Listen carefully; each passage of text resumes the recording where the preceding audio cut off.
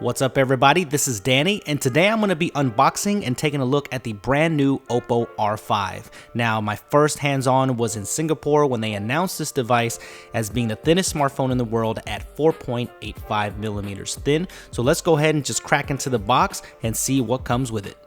The box is surrounded by plastic, so I'm going to go ahead and get that off of there. But if you've ever unboxed an Oppo product before, then you know exactly how high quality the unboxing experience is. The box is made of a premium material. I just think it makes all the difference in the world. So let's go ahead and take that top off the box, and there is the R5, and there is a tab right there for you to take out the device. Now this is the silver and white model. There will be a gold and white model available as well, but I'm not sure about the availability of this device at this time. So let's go ahead and take the rest of this box apart and see what else comes with the R5. The first thing that you see is a SIM card tray removal tool, which is right there on the cardboard, but we'll go ahead and put that to the side and see what else comes in the box. And what you see here is actually comes with a flip cover type of case, which is nice. I'm not sure if this is real leather or not, but it feels fantastic in the hand, and I'll show you this later on in this video. Now, inside of this case, you do get a few things. You pretty much just get all of your documentation, including your warranty, your quick start guide, and your information about the VOOC rapid charging.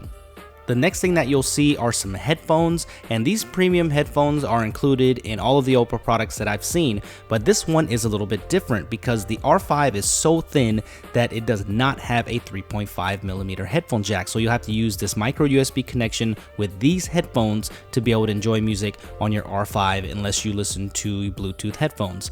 So sorry guys, no 3.5 millimeter headphone jack. Now this is the VOOC mini charger, which charges your phone 75% in 30 minutes, which is incredible. And now it is a detached brick and detached micro USB cord, so that is great. The original one had a big block and it was connected and it just was not travel friendly, but this one is. So I'll definitely check this out and let you know in the full review how it works out for me.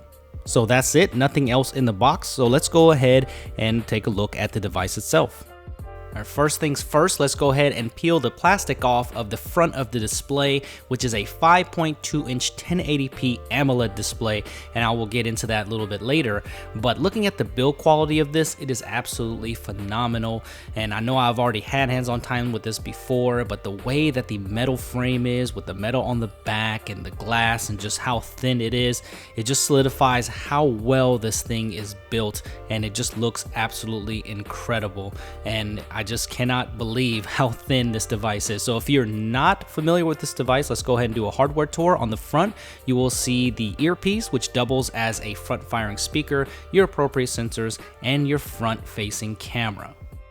On the bottom of the display, you'll see 3 capacitive buttons: menu, home, and back. And it's too bad these are not lit, so you will not be able to see them at nighttime. On the bottom, all you will see is some antenna breaks and the primary microphone and the micro USB port, which also doubles as your 3.5 millimeter headphone jack. And on the left side, you will see nothing but just a SIM card tray slot, which houses a micro SIM. And on the top, you will also just see antenna breaks and nothing else. And then when you look on the opposite side, you will find the power button and the volume rockers, and they feel great in the hand. Nice tactility with nice click when you are using them. So on the back, you will see the nice metal with the divided white on the top and bottom, and it kind of reminds me of the iPhone 5S, doesn't it? I mean, it has that two-tone color pattern there and the metal, so you can be the judge of that. And on the back, you will see the 13 megapixel Sony sensor with a single LED flash and also the microphone.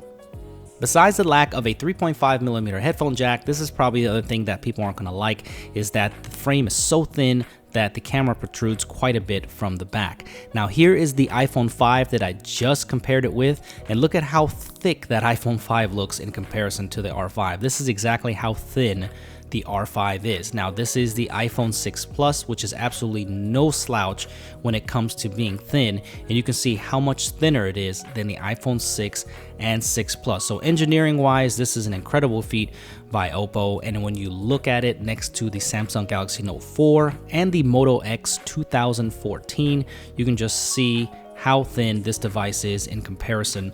And here is the OnePlus One next to it, and it makes that look like an absolute fatty. So there you get an idea of how thin the R5 is. On the display side, the Oppo R5 has a 5.2-inch display, the exact same display size as the Moto X 2014, but you can see that the width is about the same, but the R5 is much taller than the Moto X 2014. So you can get a good size reference there of what the size of the R5 actually is. So when you're handling this in the hand, it feels really good. I think it's very grippy because of the metal, and I like the way it feels. And if you want to know what the specs are, this is running a Snapdragon 615 octa-core processor and has 2 GB of RAM, and also has the Adreno 405 GPU. So don't be fooled, this is a mid-tier processor set that has 64-bit support, but it won't get that support until Oppo decides to upgrade this device to Android 5.0 Lollipop. Now, the AMOLED display, as you see here, is fantastic. Look at the contrast levels, great viewing angles, nice vibrant colors. It's a bright panel as well, so I don't think you'll be disappointed at all with the display of the R5. If you're not familiar with ColorOS, it is their skin on top of Android 4.4.4, and there are some improvements and enhancements from the last iteration of ColorOS, but it looks pretty much similar. Now, the difference that you will see is there is no more app tray, it is just one continuous panel. Here is the new multitasking tray here. Looks very much like iOS, but it's got a kill all button, which is awesome. And there are a few other minor changes as well, but it's pretty familiar to people who have used ColorOS in the past. It's got a nice dark theme here now on the menu set, which I really like. I think that makes it look a lot more classy. The white elements like on the N3, I wish were changed to this darker theme set here, which I really like. And there's also a one-handed mode here, kind of similar to Samsung here, but I don't really use it that much. You activate it in kind of a weird way. What you do is you just kind of swipe from the edges to the middle, and it happens just like that. But I don't think you really need it for this device. It's not big enough to where you need to use that.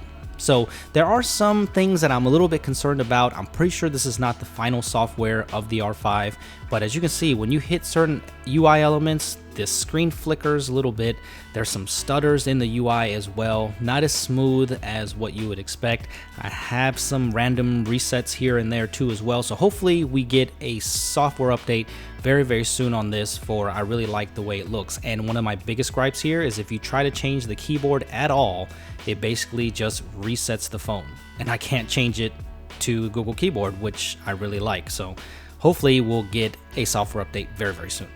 So if you don't like the way that ColorOS looks, and you don't like that there isn't an app tray anymore, then you'll probably do what I'm gonna do, and that is to download Google Now Launcher and go ahead and go into the settings and disable and clear the defaults of the stock, and go ahead and replace that with Google Now Launcher. And what it does is gives it a little bit more of a stock look, and it also gives you Google Now on your left pane. And I just like the way this looks a little bit more, and I think this is the perfect combination of ColorOS and stock Android. Even though I know it's not stock Android, it makes it a little bit more responsive as well. You can see the touch response to me looks a little better, the frame rate looks a little bit better, so this is the best combination I think for the R5 so far.